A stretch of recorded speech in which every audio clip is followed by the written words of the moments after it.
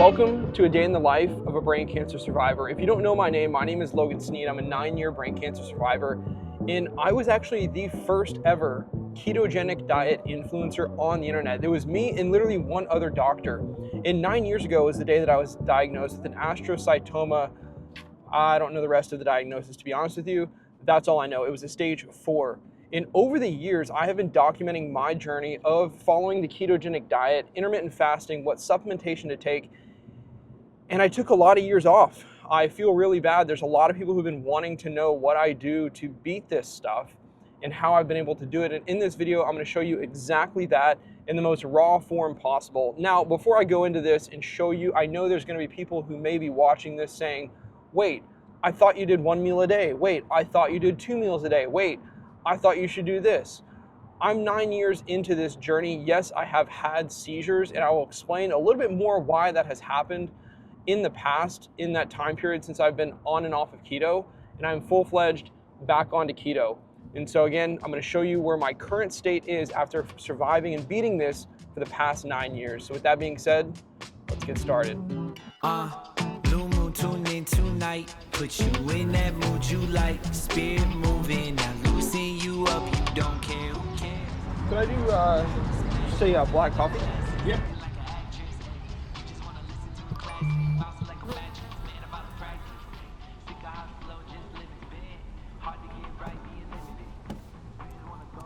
Okay, it's February 2nd on Sunday, and the question is, what am I eating to start the day? So I'm fasting for about 14 to 15 hours, and then I'm gonna have this yogurt here as soon as I'm done recording this. It has keto granola nuts as well as sugar-free yogurt. It's absolutely delicious, and there's very little carbs. I'll put a photo of what it is on here, and you guys can see that. And then I'm about to go play basketball with my brothers and relive the high school days. And at this time in high school, I had a tumor in my head for 6 years, and I had no idea. And I was never physically affected by it. Like, I had college basketball opportunities, and I devoted my life to it. And I'm actually going to relive it today. But I don't have a tumor, and last time I did, and it was there for 6 years and didn't even know it. So, happy Sunday.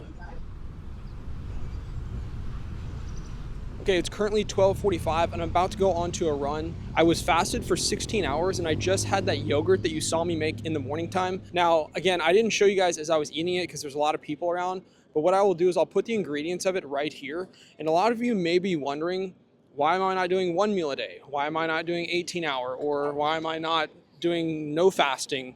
Right? I've been doing this for over 9 years, and my belief is that when you're going through a cancer journey like this, phases change, right? It's the same thing in all areas of life, but I did 1 meal a day. I did it for over a year. I did 2 meals a day, intermittent fasting where I worked out after meal number 1, and so on and so on. And over my 9 years, I've decided to become a little bit more flexible, not necessarily of eating trash or things like that, but just understanding that if I have to go on a run right now and I ate the yogurt and I want to have it to be able to have a good run, I'm going to do that.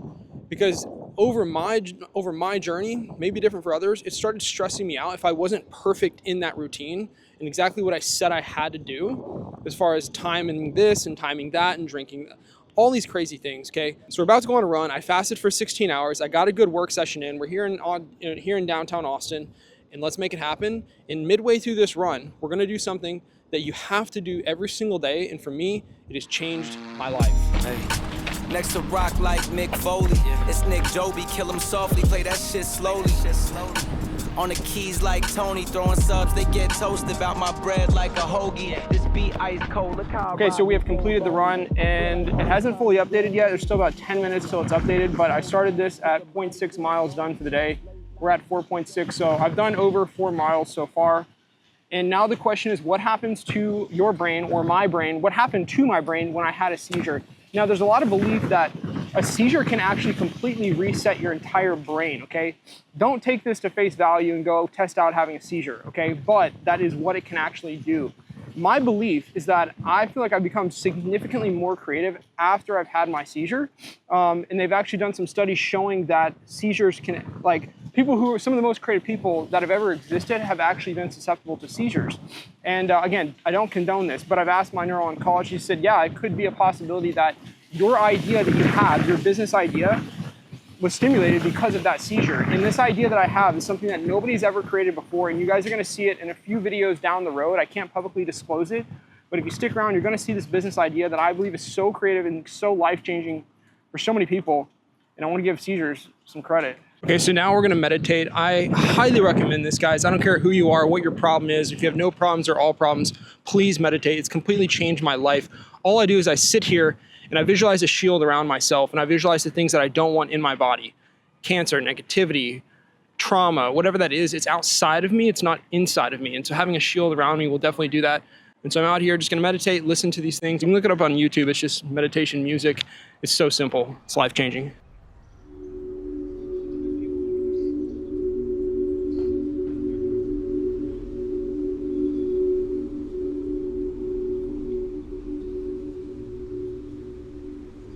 All right, now it's time to work out. There's no right or wrong workouts. I do bodyweight workouts, I do lifting workouts, I do high intensity, I do it all. I enjoy it. I've been asked, what did you look like before you had brain cancer? What did you look like during and after? And I will show you a significant variety. I got up to 200 pounds. I got all the way down to 140 pounds. I got up to 180 pounds and now 160 pounds. Okay, that order is not right, but I'm just gonna show you the before and after. Now after this workout, I'm gonna answer the big question. What do you eat in a day?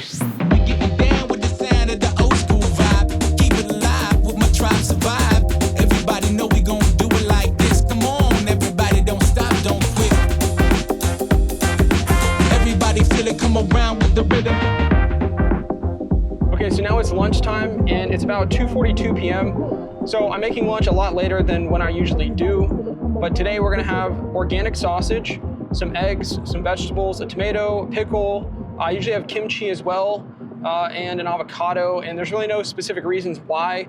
Usually just a higher fat intake. Now I do have organic meat, grass-fed meat, organic eggs, pasture-raised eggs, all those sort of things.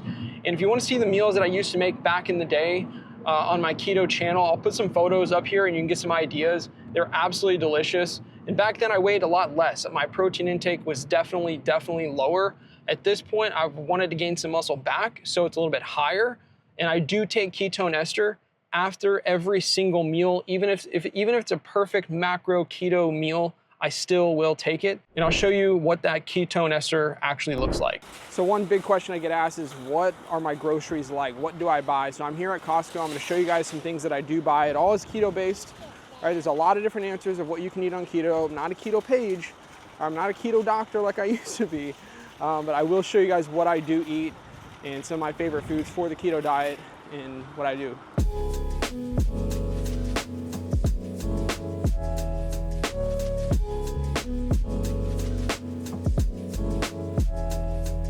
Now, one of the meats that I'm going to be getting is turkey, and understand that, yes, keto is ideally more fat meat, but don't be so hard on yourself, right? Like, just be low carb and eat organic. And it's as simple as that. And that's how you can definitely do an amazing diet to starve any cancer or prevent any cancer or just be healthy. Now, what I'm going to show you on the screen as I'm grocery shopping is going to be some food that I bought, or some other footage of me grocery shopping when I was back in the keto vlog days. It's still the same as today, but I'm a little bit more flexible. Back then I used to be so stressed out. If it's not 80-20 meat, then it's like, oh my God, like it's not good, I'm gonna die. Now it's like, yeah, I still buy that, but if I can't and I have to get turkey, like it's okay. It's fine, because if you're so stressed out about it, right, it's like you're ruining the whole reason why you're doing this, because stress is the #1 cause to cancer and any disease. So if you're so stressed out all the time about it, like, why are you doing it, right? So yeah, I'm still very strict on it and I do that, but I don't torture myself like I used to. And by the way, when I say torture myself, all I mean is being hard on myself. Yes, I do follow exactly the keto diet. I don't cheat. I don't have any cheat meals, none of that stuff. I stick exactly to it, but I'm not hard on myself that I can't have other options.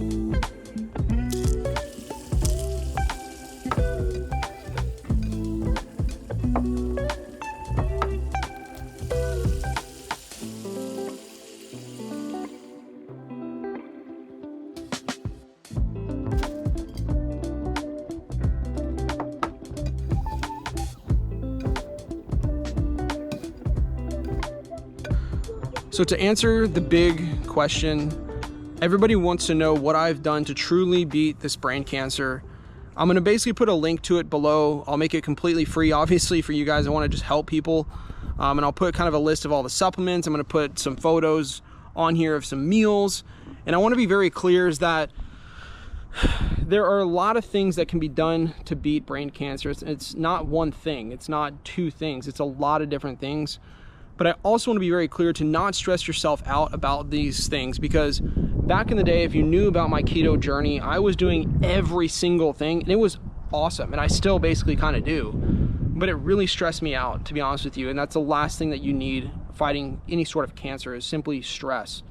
And there's a feeling that people with cancer, even the loved ones of somebody with cancer, a lot of, like, one feeling that I know that I feel is the feeling of the unknown, right? Because it's like, okay, I'm going to go to the oncologist and suddenly in a matter of seconds, she could say, huh, brain surgery, something's bad. Yeah, you need this ASAP, and you could literally be dead in a week, right? And it's like, it's so scary to even fathom that. And like, we can go see these motivational videos and inspiration and like all these awesome things, but nobody actually truly knows that feeling until they actually go through it. And when I say go through it, it literally is your life being controlled. Okay, I'm not saying by somebody else, but what I am saying is by something else. And it very much so hurts emotionally and mentally, because you now start limiting your life, thinking, okay, well, if I'm this, you know, whack job brain cancer survivor or whatever, that means I can't do that, or that means like I'm a misfit. Nobody wants that in their life. And that's a feeling that I've always kind of had.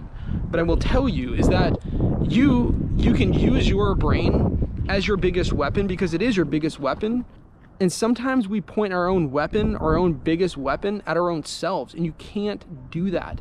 And what I can tell you is that if you use this weapon in your favor to truly live your life, regardless of what's happening, you can actually use this cancer to honestly create a life that you've always dreamed of. And I feel like that's what I've done, and that's even more so what I'm working on. Now, to go back to the keto journey, okay, because a lot of people are gonna ask, like, do you fast, and do you this, and do you do that? Yes, I do intermittent fasting. I do about 16 to 20 hours per day.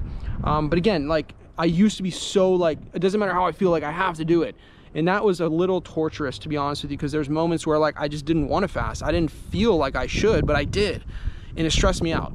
So things are going to change, right, as time progresses, as you're doing the keto diet or you're doing whatever it is. And it's good for that to happen. But I always recommend personally to stay in keto to prevent seizures. But don't be so on yourself about having to be perfect. It will progress, okay? You will progress with perfection over time, and it's just simply learning something, okay?